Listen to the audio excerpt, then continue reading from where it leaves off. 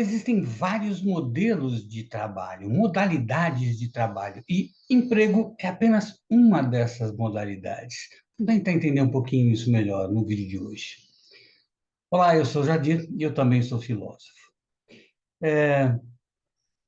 Eu diria que essa modalidade de trabalho chamada emprego, ela teve um determinado crescimento, eu diria até atípico, né? Claro que ela já existe desde o século XVIII, XIX, né? Desde a fundação das primeiras empresas, né? Que vão ter lá os seus funcionários. Isso aí remonta um pouco até ao início da Revolução Industrial. Mas eu estou falando um pouco mais recente, né? De meados a final do século XX, esse fenômeno do emprego ele ganha uma explosão, né? Ele aumenta sensivelmente. Até por conta do momento que o planeta estava vivendo, né? Depois de duas guerras mundiais, com a ideia de que todo esse hemisfério sul precisava ser desenvolvido e o hemisfério norte, né? Precisando ser reconstruído depois dessa, sobretudo da Segunda Guerra Mundial, então as empresas acabaram crescendo e demandando muito dos profissionais e dentro dessa modalidade chamada emprego. Mas essa modalidade é apenas uma modalidade possível entre tantas outras. As empresas começaram a crescer, começaram a expandir os seus negócios, começou a grande globalização. Isso, claro, demandou muita mão de obra. Só que todo esse aumento vertiginoso, né, de necessidade de mão de obra, e sobretudo de mão de obra qualificada, começou a mudar, puxa, não só o cenário de trabalho, mas começou a mudar as instituições de ensino.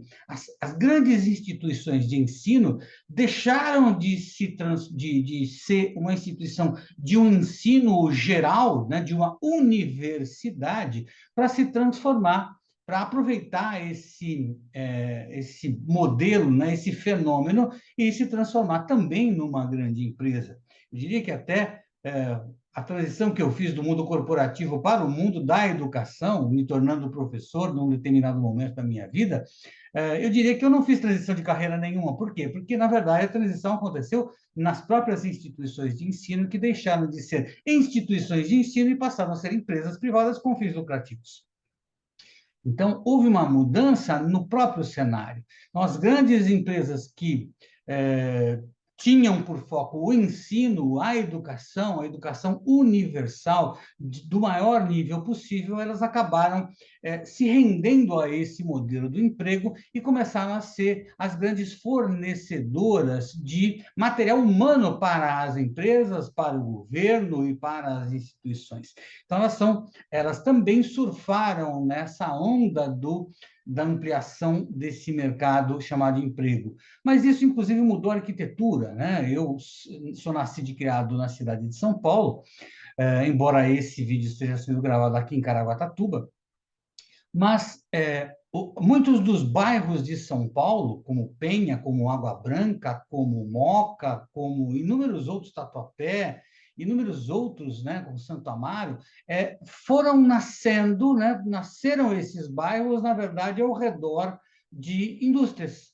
Então, a própria arquitetura da cidade, a própria disposição da cidade se deu localizada em pequenas vilas industriais que depois foram crescendo, foram se reorganizando, mas inicialmente elas eram vilas industriais que acabaram aparecendo ao redor de algumas grandes indústrias. É claro que o tempo foi passando, isso foi modificando, mas essa conformação se fez ver, ou seja, esse fenômeno do emprego mudou a vida, mudou a escola, mudou o jeito como a gente come, mudou o jeito como a gente se veste, mudou uma porção de coisas. Agora, é claro, existe a modalidade de trabalho como você ser um empreendedor ou ser um empreendedor individual, mas, para além disso, existem cooperativas, existem associações, existem institutos, hoje em dia existem ONGs que, apesar de não terem uma finalidade lucrativa, ainda assim pagam muito bem algumas dessas ONGs para os seus funcionários, para os seus empregados, para os seus terceiros, para os seus quartos, tá? Então, existem outras tantas modalidades de trabalho, a não ser que não seja apenas e tão somente o emprego, né, formal, com carteira assinada e coisas do tipo.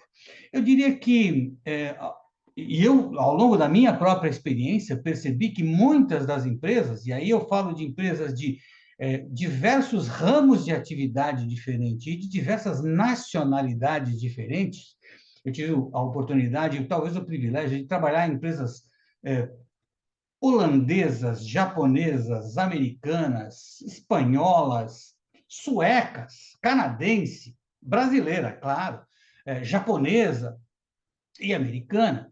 E todas essas empresas investiram, ao longo do tempo em que eu trabalhei nessas empresas, investiram massivamente em métodos, processos, engenharias e robotização e computação e tomadas de decisão automatizadas no sentido de diminuir essa necessidade da mão de obra do ser humano, ou seja, da redução dessa ideia do emprego. É que emprego visto desse modo, para as empresas, é uma despesa.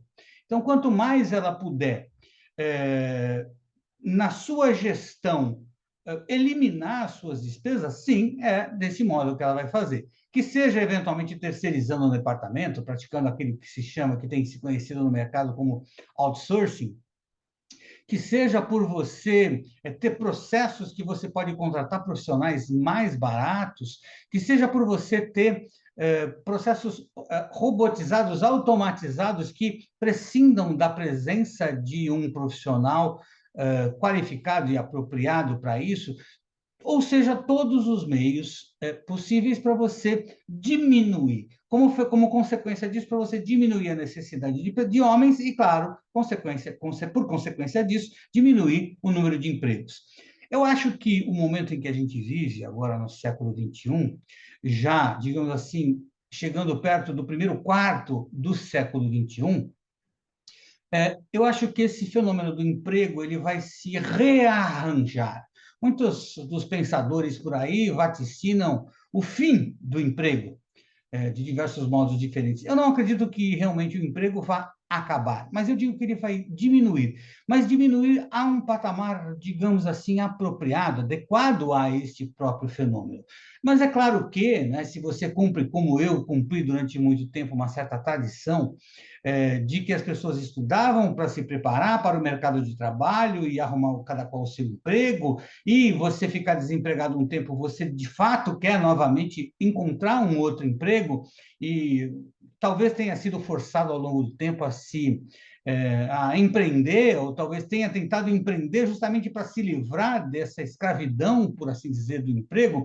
Eu acho que, além desses modelos, né, de associações, de ONGs, hoje em dia a gente já está falando muito em negócios 2,5, que são negócios que não são empresas privadas com fins lucrativos, mas empresas coletivas com uma finalidade de lucro social ou de um lucro ambiental. Inúmeras coisas, inúmeros conceitos estão se abrindo, por assim dizer, que abrem para novas possibilidades de trabalho para além desse fenômeno do emprego. Mas eu acho que, talvez mais do que eu sozinho, e eu estou debruçado em cima disso com investigações, com estudos, com pesquisas sobre esse tema, não só no Brasil, mas quanto no mundo, porque eu mantenho o meu pé no mundo acadêmico também, eu sei que talvez vocês, né, profissionais, pessoas que estão aí empregadas ou pessoas que estão empreendendo, pessoas que querem melhorar a sua qualidade, a sua jornada, fazer transições das suas carreiras, eu acho que talvez vocês também tenham muito a contribuir. Eu aprendi muito com os mentorados em que eu realizei transições de carreira, que seja eu conhecer como funcionava aquele mercado do direito, aquele mercado da odontologia, aquele mercado da medicina, aquele mercado do comércio e inúmeras pessoas que eu tive a oportunidade de mentorar ao longo da minha experiência de mentor de pessoas.